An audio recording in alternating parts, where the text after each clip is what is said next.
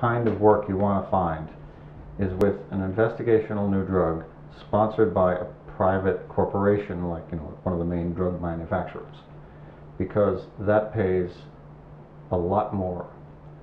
If you're in, especially if you're in phase 1 and phase 2 studies, first time in human and doing the dosage research for the first time in humans, you're going to get a lot more money than you would if you were just doing some surgical procedure for some, like the gastrointestinal department in some typical hospital.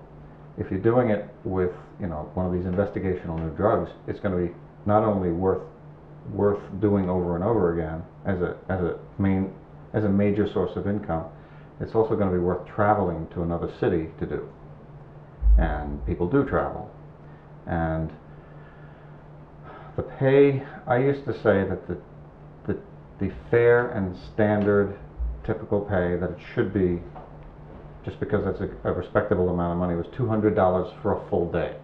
That means if you're in that hospital ward for an entire day, a 24-hour period, that should give you $200 when you're done.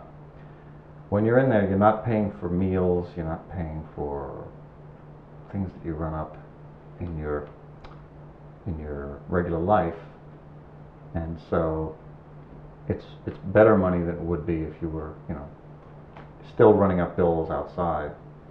And but some places in different parts of the country, they would lower the pay or raise the pay depending on the going rate for the labor market in that area.